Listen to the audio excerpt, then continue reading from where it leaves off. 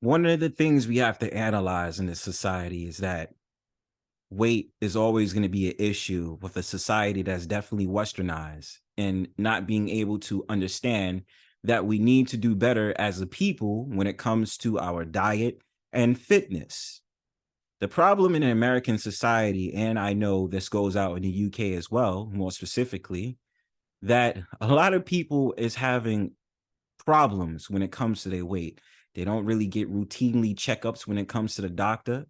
And more specifically, they don't know how to have a balanced diet. So you find a lot of these people out here who's overweight, obese, and they just feel like the world should be given to them just because they are overweight and they might have been bullied or they might have been scrutinized by certain people in society because of their weight. Now, I understand when it comes to men, certain men are attracted to obese women. Might call them SSBBWs, BBWs, thick, or whatever have you. That's beyond the conversation that I'm trying to bring here today.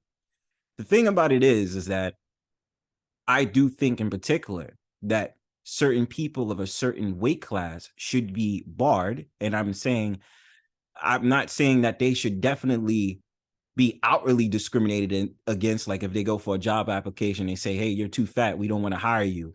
I'm not saying that companies should do that, but I definitely do think when it comes to certain professions that people of a certain weight class should be barred due to the fact of the matter this requires a lot of physical fitness. Now, if you lose weight and you drop a couple pounds or something like that, I see no problem for a workplace to definitely let you be hired into their practice. See, and now let me take you on a trip real quick. I've always found it funny that when I would go to the doctor's office and when I get my routinely checkups and, I'm trying to figure out an ailment I may have or something's going on with me, that there's sometimes doctors that look like Peter Griffin from Family Guy and would be weighing probably 300 to 400 pounds, smoking a cigarette outside the office, of course, where they're telling me what my problems is when it comes to my health. And I thought to myself, this is the same man in the office who's telling me that there's a problem going on with my health when this is the same guy who's breathing in and out and I can hear it while he's telling me this stuff.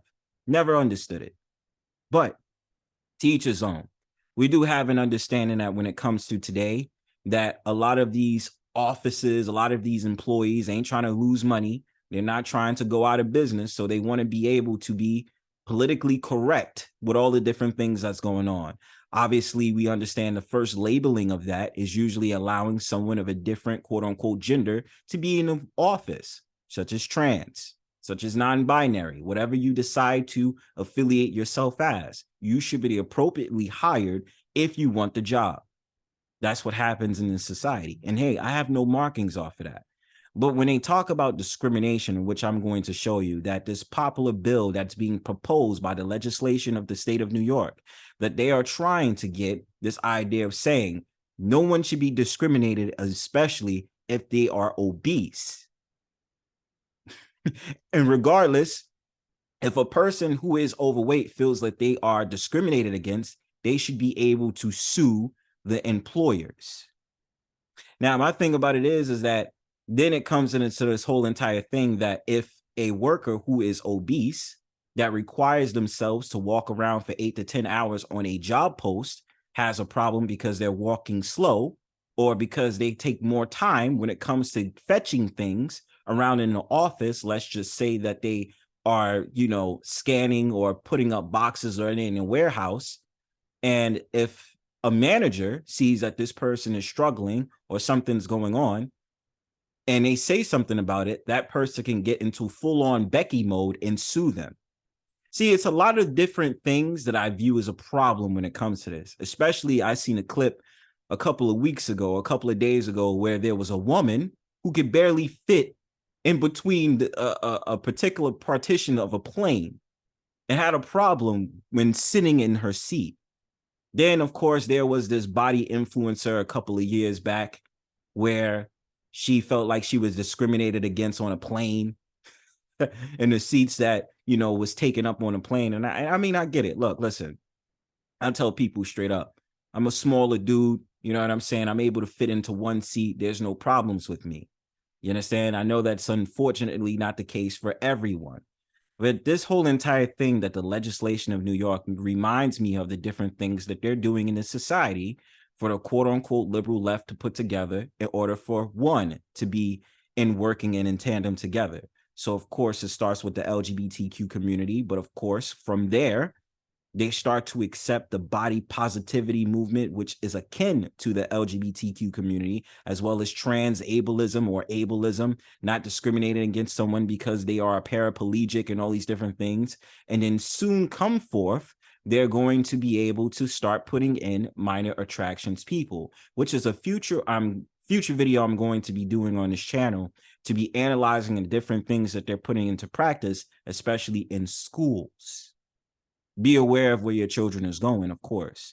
And I think they usually like to do this in public schools as opposed to Catholic or parochial schools or private schools, whatever is your pleasure. But let me show you exactly what I'm talking about. I'm going to be showing you this legislation or this introduction. I'm going to be reading around with certain paragraphs. I'm not going to go over the full entire thing, but I'm going to be showing you exactly what I'm talking about. So it says, introduction. Clear and consistent academic research shows pervasive bias against people of size in the United States, as well as detailed evidence of weight-based discrimination in many aspects of society. Despite this, there is no federal law that protects individuals against weight-based discrimination. In absence of federal protection, various cities and states have taken legislative actions to add weight, height, and/or personal appearance to their human rights laws, affording those discriminated against potential remedy. New York City has one of the most robust human rights laws in the nation. To protect New Yorkers from weight and height-based discrimination in employment, education, housing, and access to public accommodation, New York City should immediately pass legislation adding height and weight to its list of protected categories. This law would make weight and height-based discrimination in New York City unlawful, leading to lower rates of bias and stigma and an increased ability for all New Yorkers to live safe and fulfilling lives.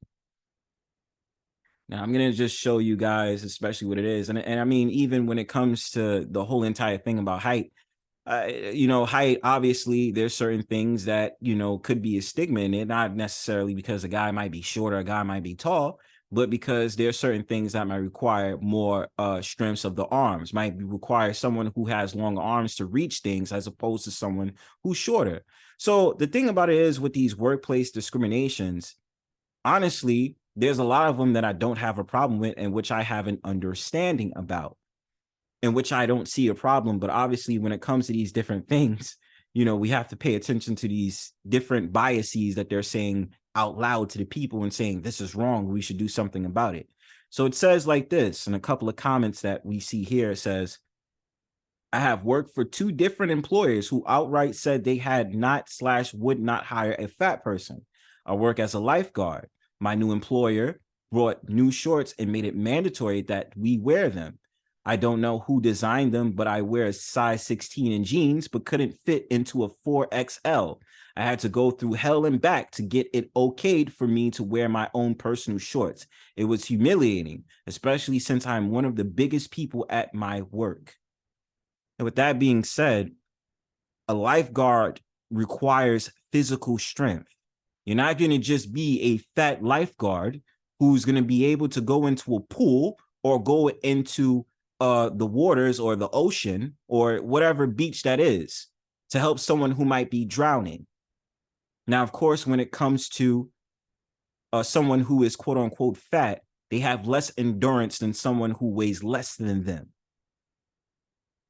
So my thing about it is that it wouldn't be wrong for certain professions that require physical strength to want to say that they don't want to hire someone who weighs more and who is bigger in size.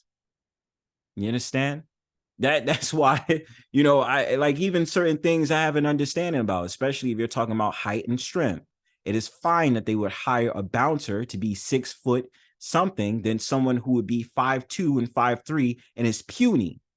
It makes sense. You understand? So let's continue on with certain comments.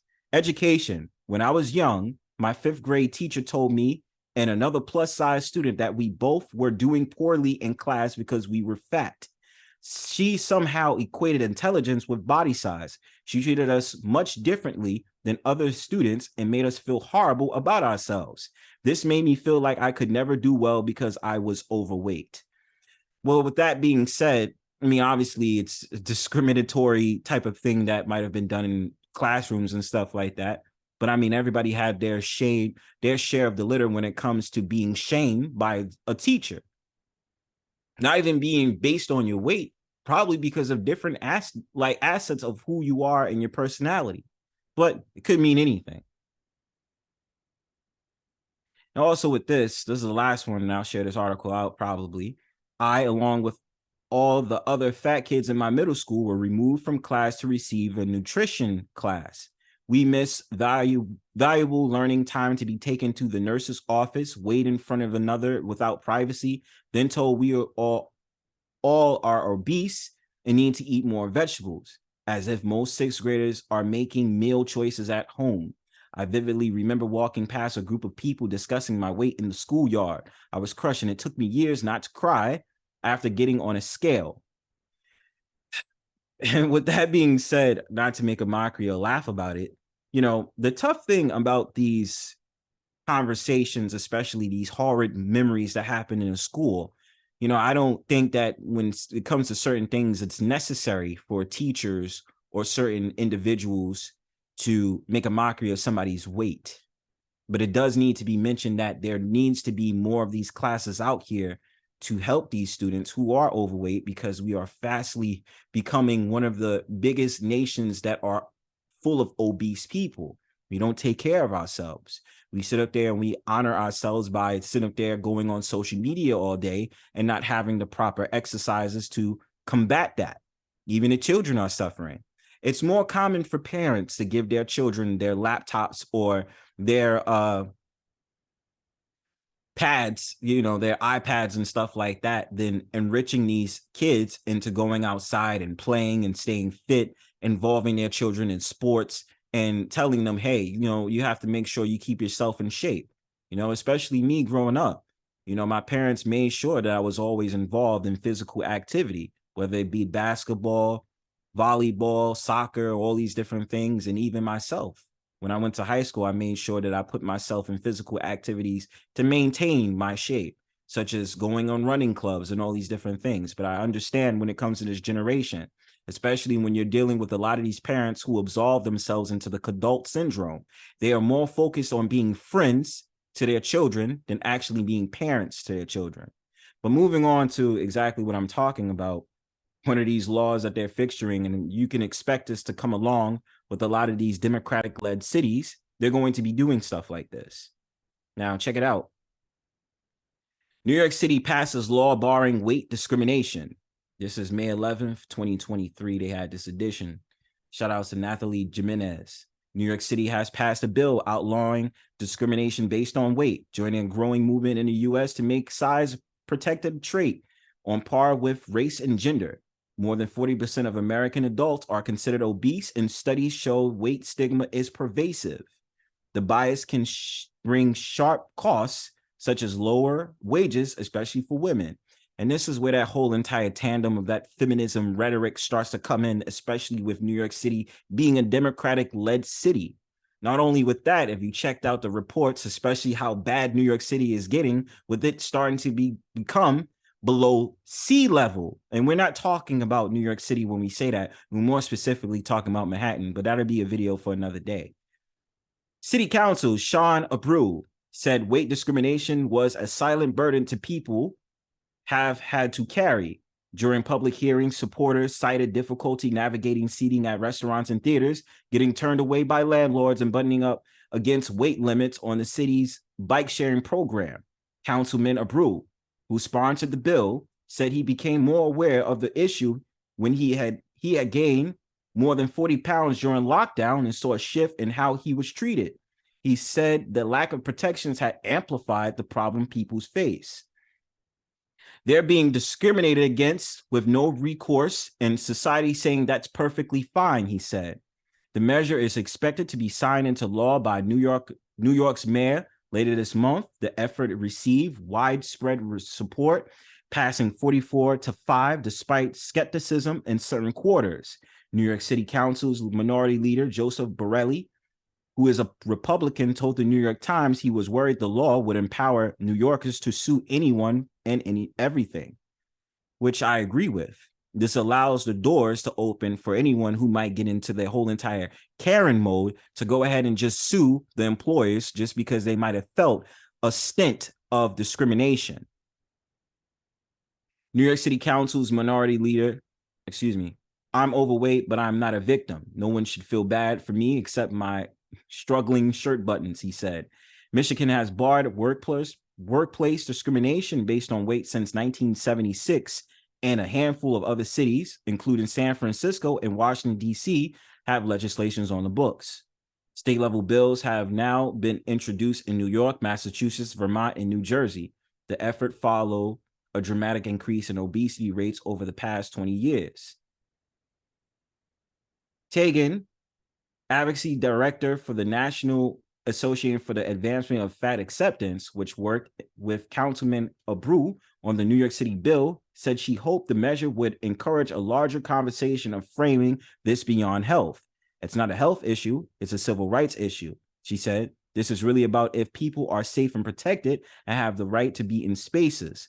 Now, commonly what you start to see with a lot of these so-called white women in these political offices or ones that's activists, they usually find themselves trying to relate their issues to civil rights, or more in particular, so-called Black people's issues in America, in my opinion.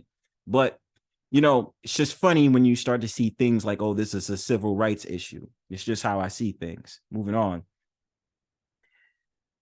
New York's human rights law already bars discrimination in housing, the workplace, and public accommodation based on 27 characteristics, including age, marital status, disability, and national origin. The bill adds weight and height to that list, while including exceptions for jobs in which weight and height are a bona fide occupational qualification or where there is a public health or safety concern. Councilman Abreu said he hoped the move by the largest city in the country would encourage other cities and states to follow suit. You want this bill to send a message to everybody that you matter, regardless of if you're above or below average weight, he said. That's why we push this. And ironically, as you could see by this, it says more of the story. Half the world could be overweight by 2035. And the thing about it is that it's like ignoring the issue in order to accommodate somebody's feelings. And the thing about it in this society, the problem that we're having is ignoring the facts and ignoring what is the reality of these type of situations. If you dare to put people just based on their weight into these different professions, and we're not understanding that when it comes to someone who is obese or overweight, this can encounter a lot of different problems. You understand? So this is the reason why we need to watch out for these different things and, you know, have a larger conversation of saying it's okay if a job wants to bar someone based on their weight or being obese, because certain practices require physical transaction, and it requires more of these individuals to use a lot of their body in order to get a job or a task done. But that's just my take on it. Give me your thoughts in the comment section. Remember to like, share, subscribe. Peace.